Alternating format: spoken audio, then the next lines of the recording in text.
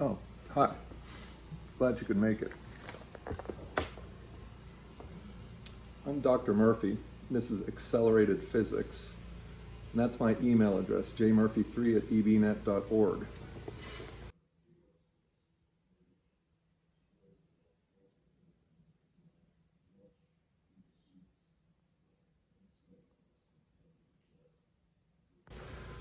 Just wanted to say hello and let you know where you're going to report each morning when we have class, and a little bit about the expectations, and then I'll see you Tuesday or Wednesday.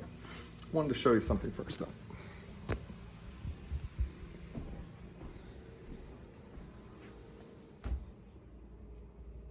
See that spot on the wall?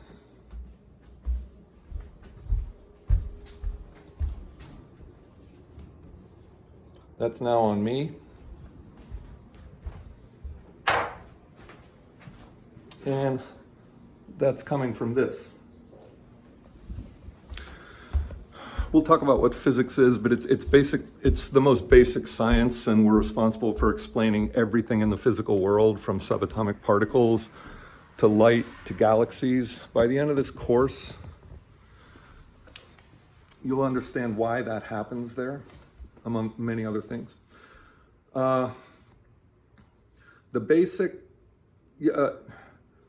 Basically, I think what you need to know at this point is that every morning when you have class, whether you're virtual or in person, you're going to go to the Canvas website, and there will be a link there for a Teams meeting, and we'll begin every class with a Teams meeting.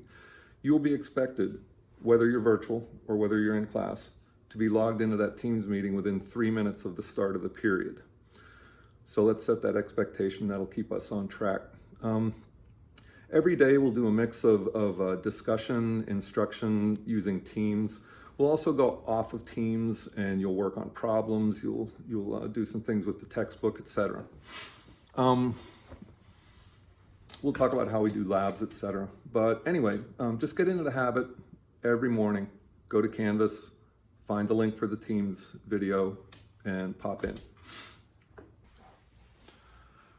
Now, one of the toughest problems with this virtual environment is going to be how we handle labs, which are in some ways the heart and soul of a science course. You're learning technique, you're learning how to use equipment, you're learning how to caring about quality of data. And what we're going to try to do is handle it in a couple of ways. There are going to be some labs that I can put together so that they can be handled using everyday household items, in which case your child will do the lab at home. A lot of labs, though, frankly, will require specialized equipment that we have here in class, and I don't see any way around this, but what we'll do is we'll have the students who are in that day take the data for the class, and so we'll open up with the usual Teams meeting. Then we'll set up the app, we'll keep the Teams meeting going so that students can see the apparatus and what we're doing. But your children at home will be free to log off for 25 or 30 minutes because we've got to attend to safety and that sort of thing in the lab here. We'll take the data and then share it out, and everyone will perform, they'll graph it, they'll analyze it. And I don't think that's entirely unrealistic. I think in a lab setting, often you have certain people gathering data over the course of a week, and then at the end of the week you get together, share that, and everyone works on it. So the third way that we might handle that is through computer simulations. So through those three things, I hope we can give you your child a reasonable lab experience. Now, I'd like to just show you what we're doing right now. We are doing the basic motion lab at home, and you may have seen your child working on this. A lot of our labs do require specialized equipment, and so we'll do them here and then share the data out.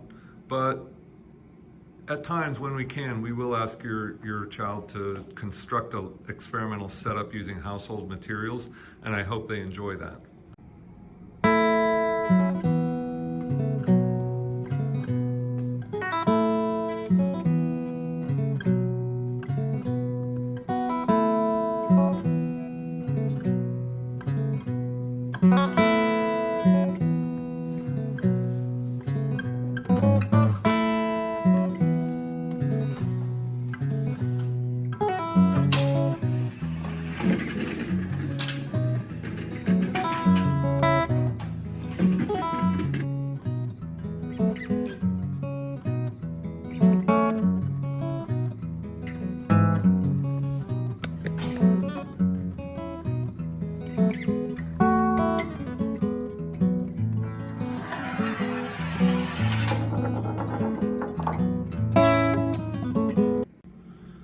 currently doing a lab, and so you may see a setup of this sort at your home.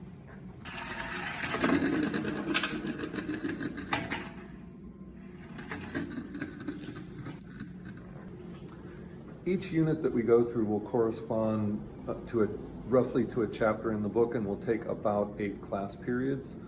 Your child will be evaluated on several things.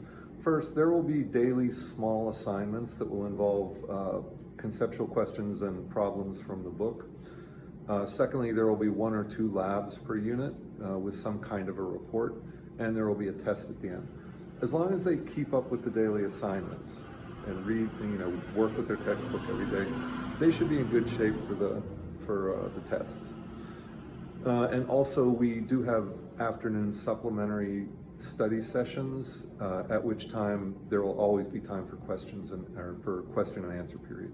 You will acquire the habits of mind, the ways of thinking of a physicist, and that's going to be something that will put you in a good position to succeed when you get to college. You will be able to engage an introductory course in physics with no problem. So I can promise you that. However, it's going to take a lot of self-discipline and engagement with self-study on your part. The other thing we're going to need to learn to do is to get everyone interacting on this Teams platform, because I've found, without doubt, the classes that interact the most, that ask each other questions, discuss stuff, they're the ones who do the best. So I will give you instruction on what's important in each topic that we study. You'll do some self-study in the textbook, which is really well organized. We'll work problems together. The math is not that difficult in this course. I'll also say physics doesn't require a lot of memorization. I'll ask you to remember something on the order of 60 or 70 concepts, and they'll typically take the form of an opposition between one thing and another, between left and right, between up and down, between a scalar and a vector. None of those things is difficult in itself. What's difficult are the complex and often very deep relations between those individual distinctions and judgments. So when I talk about habits of mind of a physicist, I'm talking about making judgments of that sort based on concepts and evidence, and then following out the logical consequences. If you look at a number and you decide it's a vector, there are multiple consequences to that. And that's what we'll learn to do. And virtually everything we study will have that kind of a character. So I think you'll find it kind of fun. You'll learn a lot that's unexpected about the physical world. It should intrigue you at some level. I hope you like math a little bit. There is some of that. But basically,